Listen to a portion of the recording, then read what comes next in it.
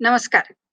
अ, ॲग्रोवन आणि रिव्हायटलायझिंग rainfed agriculture network यांच्या संयुक्त प्रयत्नातनं आपण हे हे चर्चासत्र घेत आहोत. तर यामध्ये प्रगती अभियान संस्था, माझं नाव अश्विनी कुलकर्णी. आम्ही जो नागलीच्या संदर्भात गेले 3 वर्ष काम करत आहोत, त्याबद्दल मी इथे आमचे अनुभव सांगण्यासाठी तुमच्यापुढे आलेली आहे. अ, नागली, नाचणी, ज्याला इंग्रजीत आपण रागी किंवा फिंगर मिलेट म्हणतो. अ, ही एक खूप पौष्टिक धान्य आहे असं आपण सगळेजण जाणून आहोतच. ते होतं कुठे? तर जास्त करून आदिवासी भागात होतं महाराष्ट्राच्या. इतर राज्यांमध्येही होतंच. कर्नाटकात बऱ्यापैकी होतंय. आणि मध्य प्रदेशमध्ये काही प्रमाणात होतंय. तर हे जास्त करून डोंगराळ भागातलं हे पीक आहे. तृणधान्य आहे, भरड धान्य आहे म्हणू आपण. आणि त्याला आता गव्हर्नमेंट ऑफ इंडियाने, भारत सरकारने न्यूट्री सिरियल्स असंही म्हटलेलं आहे. कारण त्याचे पौष्टिक गुणधर्म हे खूप परिचित आहेत आणि हे खूप आता खूप गरजेचे मानलेही जातात आहेत. तर ह्या पार्श्वभूमीवर आम्ही ज्या आदिवासी भागात काम करतो नाशिकच्या इगतपुरी, त्र्यंबकेश्वर, पेठ, सुरगाणा, इथे आम्ही असं बघितलं की वर्षानुवर्ष म्हणजे पारंपरिक हे पीक आहे, लोक घेत आहेत आणि रोजच्या जेवणात नागलीची भाकरी हे खूप महत्वाची आणि आवश्यक वाटत आलेली आहे लोकांना. परंतु गेल्या काही वर्षात आमचं असं लक्षात आलं की ह्या पिकाची एकूण उत्पादकता कमी होते, उत्पादन कमी होतंय. त्याची कारणं काय? हे सगळं समजून घ्यायचा आम्ही प्रयत्न केला आणि गेल्या 3 वर्षात आम्ही ह्याची उत्पादकता वाढवण्यासाठी जे प्रयत्न केले ते मी तुमच्यासमोर इथे मांडण्याचा प्रयत्न करते. नागलीचं पीक आपण सगळेजण जाणतोच. की ते डोंगर उतारावर जास्त करून घेतलं जातं आणि तिथे जेव्हा पीक घेतलं जातं, तेव्हा ते पाणी निचरा व्हायला पाहिजे ह्याच्याबद्दल जास्त दक्षता घेतली जाते. तर मिलेट्स किंवा न्यूट्री सिरियल्स ज्याला आता आपण म्हणतो, हे एक भरड धान्य आहे आणि ह्या भरड धान्याचे पौष्टिक मूल्य, न्यूट्रिशियस व्हॅल्यू ही खूप चांगली मानली जाते. सगळ्यात महत्वाचा एक भाग आजच्या दृष्टीनं विचार करायचा, हवामान बदल किंवा ज्याला आपण क्लायमेट रिसिलियंट म्हणतो, असं हे पीक आहे. कारण हे दणकट आहे, नाजूक आहे, स्टर्डी आहे, नाजूक नाहीये. आणि ते हलक्या जमिनीत येतं, कमी पाण्यात येतं, उताराची जमीन असली की चालते आणि अक्षरशः सॉइल डेप्थ अगदी कमी आहे, अशा ठिकाणी नागली चांगली आलेली आम्ही पाहिलेली आहे. आणि हे जास्त करून आदिवासी भागातच आपल्याला पाहायला मिळते. याचं पीक घेतलं जातं आणि आदिवासींमध्ये ह्याला सामाजिक, सांस्कृतिक खूप महत्व आहे. याला कंसारा माता म्हटलं जातं आणि रोजच्या जेवणात अ, अ, नागलीचा समावेश असतोच. पण गेल्या काही वर्षात आम्ही असं बघतो, की ह्याचे उत्पादन आणि उत्पादकता हे सगळंच कमी होतंय. म्हणजे आता हे जर बघितलं, हा ॲग्रीकल्चर सेन्सस मधला डेटा आहे. तर आपण बघितलं तर एरिया जी आहे नागलीची, ही वर आपण गेल्या 20 वर्षातला हा डेटा बघितला, तर नागली जेवढी पिकवली जाते त्याच्यापेक्षा ती कालांतराने कमी-कमी होत जाताना आपल्याला दिसते. तसंच त्याचं उत्पादनही अर्थातच कमी-कमी होताना दिसते. आणि त्याची उत्पादकता आपण जर बघितली, तर ती 2 क्विंटलच्या पुढे काही आपल्याला जाताना दिसत नाहीये आणि जास्तीत जास्त 2 क्विंटल पर्यंत त्याची उत्पादकता आपल्याला इथे दिसतीये. आता आपल्याला असं दिसेल, की आम्ही जो कार्यक्रम घेतला तो केला आम्ही आदिवासी विकास विभागाबरोबर.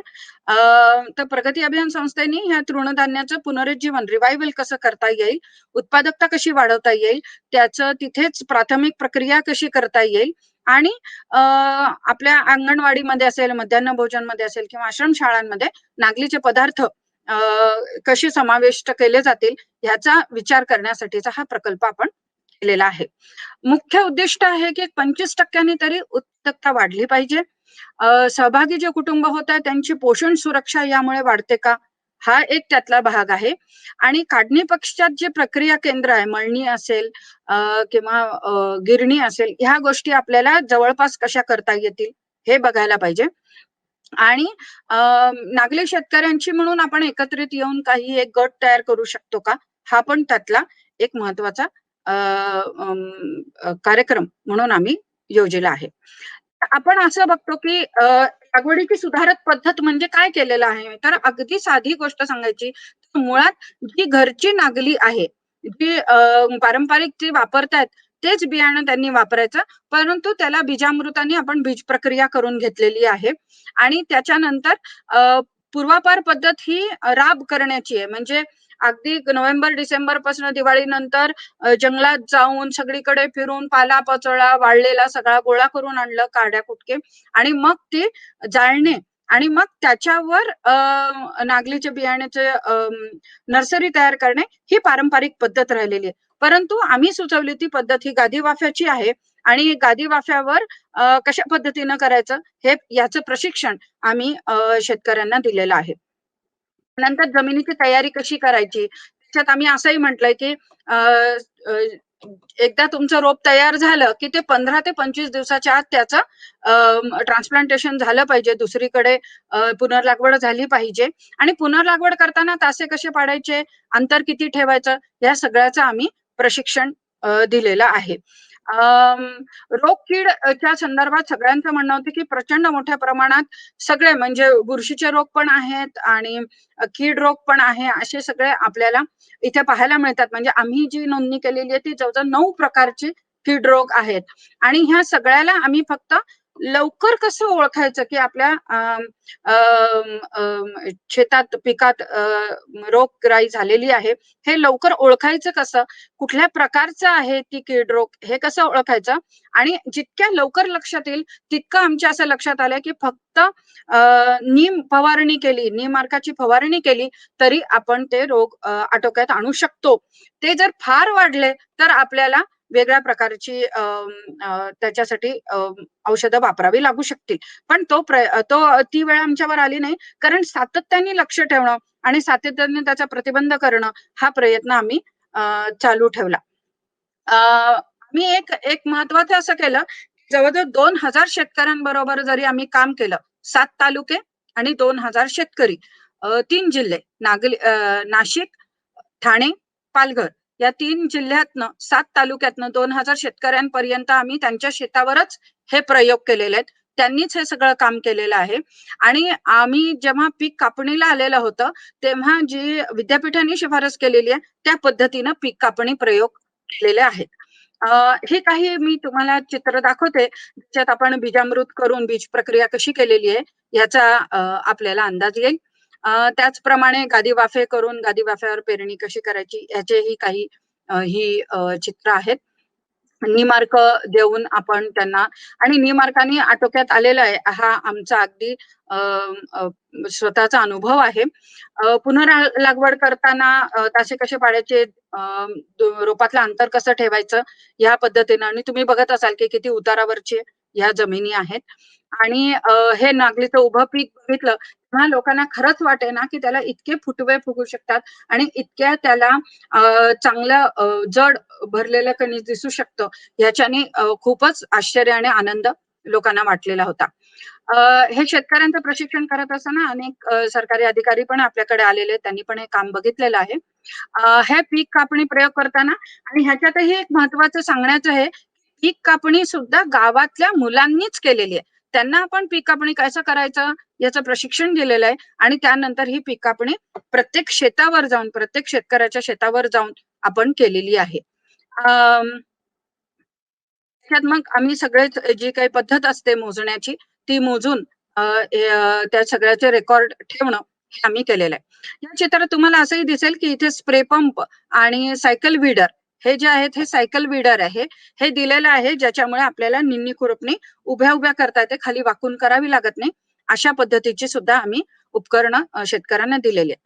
यात महत्त्वाची गोष्ट अशी, की शेतकऱ्यांना हे देत असताना एक लक्षात आलं, की प्रत्येकाला हे देणं काही शक्य नसतं. त्यामुळे जे शेतकरी गट तयार केलेले आहेत, त्या शेतकरी गटांच्या बरोबर आपण काही वस्तू देऊन त्या गटाने आपल्यामध्ये अंतर्गत त्यांच्यात एकमेकांमध्ये ते वापरावेत आणि आज याने उद्या त्याने असं सांभाळून घेऊन ते वापरावेत. अशा पद्धतीनं या गटाने ज्याला आपण कस्टम हायरिंग सेंटर म्हणू शकतो किंवा शेतकऱ्यांनीच तयार केलेले त्यांचं केंद्र आहे, ज्याच्यात ह्या सगळ्या वस्तू ठेवलेल्या आहेत आणि गरज पडेल तशा त्या वस्तू वापरल्या जातायत. ह्याच पद्धतीनं आपण बियाणे बँक सुद्धा सुरू केलेली आहे आणि त्याच्यात आपण चांगल्या बियाण्यांचं जतन करण्याचा प्रयत्न करत आहोत. आता जो काय आम्ही क्रॉप कटिंग एक्सपेरिमेंट्स केलेले, पीक कापणी प्रयोग केला, त्याच्यात आपल्याला असं दिसून येईल की ह्याच्यात एकूण प्रॉडक्टिव्हिटी म्हणजे हेक्टरी जरी बघितली आपण तर 14 क्विंटल पर्यंत लोकांचे 12 ते 14 क्विंटल पर्यंत लोकांना उत्पादकता मिळालेली आहे हेक्टरी, असं आपल्याला लक्षात येईल.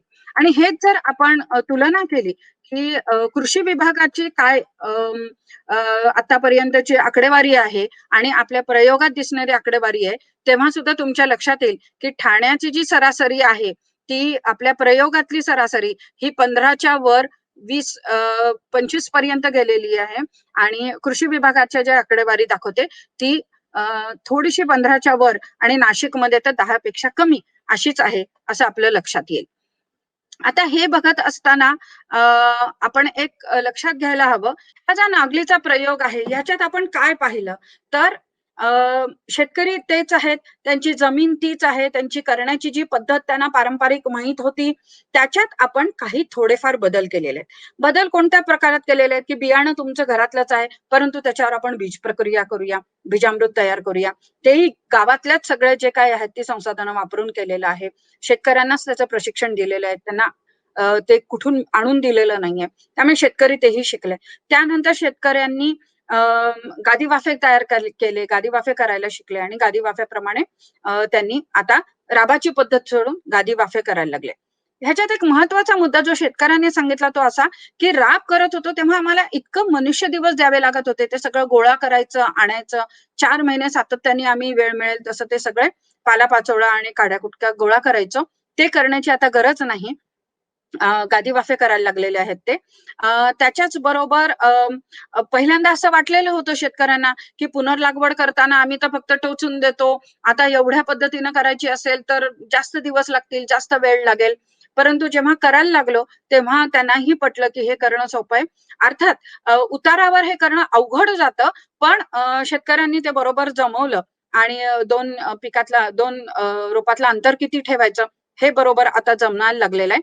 आणि ह्याच्यानंतर सातत्याने म्हणजे गादी वाफ्यावर असल्यापासून पुनर्लागवडीच्या वेळेला जीवामृत आहे, मटका खत आहे, हे सगळं गावातच तयार करून ते वापरलेले आहेत आणि हे सगळं शेतकऱ्यांना प्रशिक्षण देऊन देऊन त्यांनीच केलेलं आहे.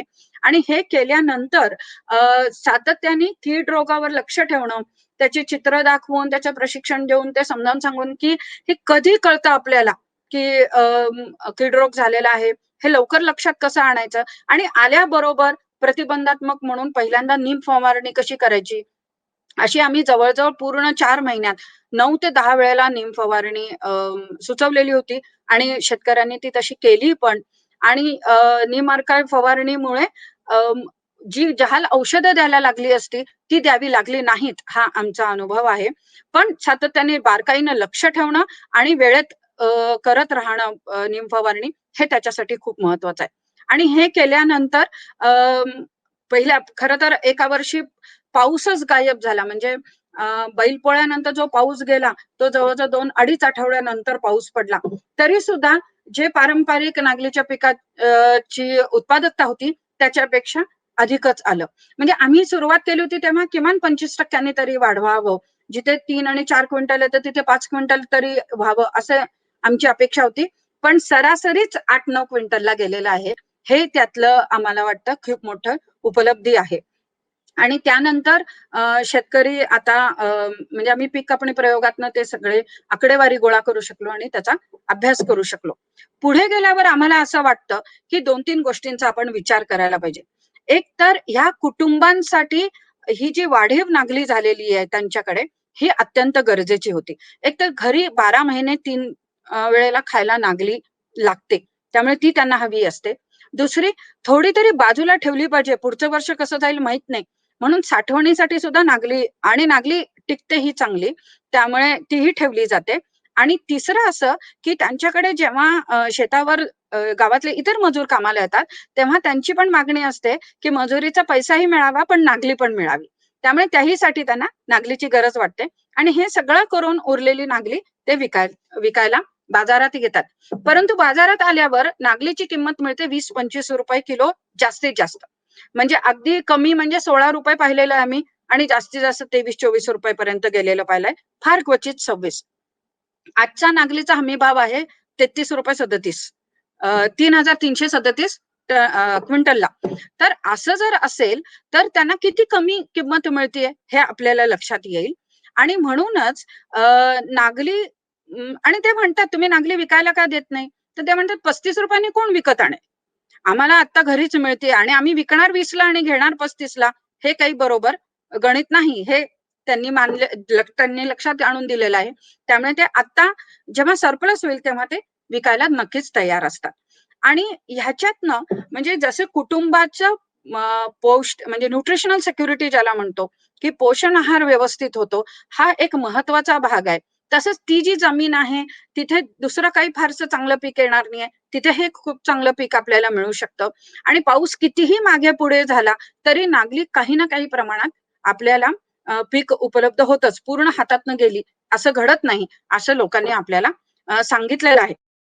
आता ह्या अनुभवावर आधारित आम्हाला असं म्हणायचं आहे, की ह्या अनुभवावर आधारित आमचं म्हणणं असं आहे, की नागलीसारख्या धान्याचं महत्त्व म्हणजे रिवाईव्ह करणं आपण खूप गरजेचं आहे. पुनर्स्थापित करणं आपण खूप गरजेचं आहे. आणि मग त्याच्यात फक्त नागली नाहीये. नागली नाचणी आहे, वरई आहे, राळा आहे, कोडू कुटकी आहे. असे अनेक महाराष्ट्रात वैविध्यपूर्ण आपल्याकडे तृणधान्य आहेत. ते परत आपल्या ताटात यावेत ह्याचा आपण प्रयत्न करायला पाहिजे. हवामान बदलासारखा एवढा मोठा प्रश्न आपल्या समोर असताना ही धान्य चांगली उभी राहतात आणि तटून उभी राहतात हे आपण बघितलेलं आहे. त्यामुळे अ, आणि हलक्या जमिनीत येतात, तरी सुद्धा चांगलं पीक देतात. त्यामुळे हे आपल्याला हवामान बदलाच्या दृष्टीने सुद्धा ही पिकं परत आपल्या क्रॉप मिक्समध्ये यावीत हा प्रयत्न व्हायला पाहिजे. त्याची पौष्टिकता खूप चांगली आहे. खरं तर पुढचे 2 वर्षांनी इंटरनॅशनल इयर ऑफ मिलेट्स असं फूड अँड ॲग्रीकल्चर ऑर्गनायझेशन जी जगभरात काम करते, त्यांनी असं म्हटलेलं आहे. आणि आपण असंही बघतो, की हे एक सर्वात गरीब शेतकऱ्यांचं पीक आहे. म्हणजे जे कोरडवाहू शेतकरी आहे, ज्यांच्याकडे अल्पभूधारक आहे, जमीन खूप कमी आहे, अशा शेतकऱ्यांच्या पिकाला जर महत्त्व मिळालं, तर अर्थातच त्यांच्या गरिबीवर मात करायला सुद्धा त्यांना यातनं खूप चांगला मार्ग मिळू शकतो. त्यामुळे आम्हाला असं वाटतं, की अ, महाराष्ट्र मिलेट मिशन सारखं महाराष्ट्र सरकारने जर काही मनावर घेतलं, तर खूप मोठा बदल या पूर्ण पिकांच्या रिव्हायव्हलसाठी, पुनर्स्थापनेसाठी होऊ शकतो. इथे एक उदाहरण मला द्यावंसं वाटतं, ते म्हणजे ओडिशा मिलेट मिशन. आमचं जी रिव्हायटलायझिंग रेनफेड ॲग्रीकल्चर नेटवर्क आहे, त्यांनीच ओडिशा मिलेट मिशन हे गेली काही वर्ष चालवलेलं आहे. त्यांच्याचकडनं प्रेरणा घेऊन आम्ही हा कार्यक्रम इथे आखलेला होता. आणि तिथे राज्य सरकारची ओडिशा मिलेट मिशनला भरघोस मदत आहे. त्याच्यात आदिवासी विकास विभाग आहे, त्याच्यात आत्मा आहे, त्याच्यात कृषी विभाग आहे. अशा सगळ्यांनी एकत्र येऊन तिथे ओडिशा मिलेट मिशन केलेलं आहे.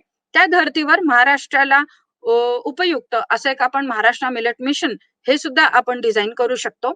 ह्यामध्ये आपण आदिवासी शेतकऱ्यांना ही तृणधान्य उत्पादन करण्यासाठी जर प्रोत्साहन दिलं, तर त्यांना थेट मदत मिळू शकते. आणि आपण जी ग्रामीण गरिबी आहे, आदिवासी गरिबी आहे, यावर थेट काहीतरी कार्यक्रम आखू शकतो.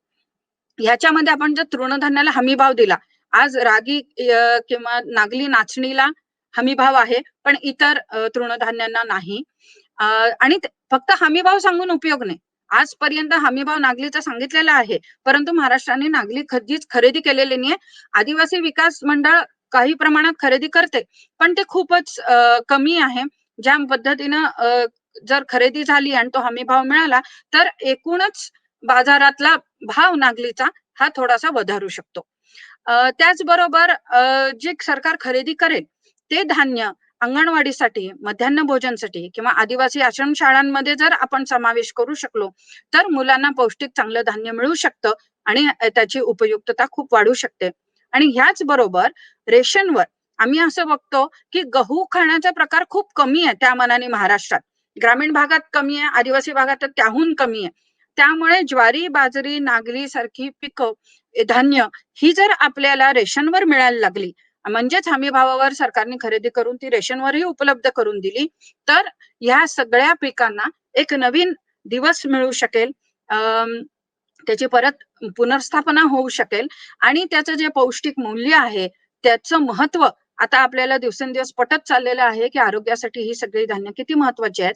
त्यामुळे अ, हे सगळं होणं खूप गरजेचं वाटतं आणि म्हणून नागलीचा आमचा जो अनुभव आहे, तो तुम्हा सर्वांच्या समोर आणणं खूप महत्त्वाचं वाटत होतं. यावर चर्चा व्हावी, यावर सरकारी धोरणात्मक चर्चा व्हावी, ही इच्छा आहे, म्हणून ही मांडणी. धन्यवाद.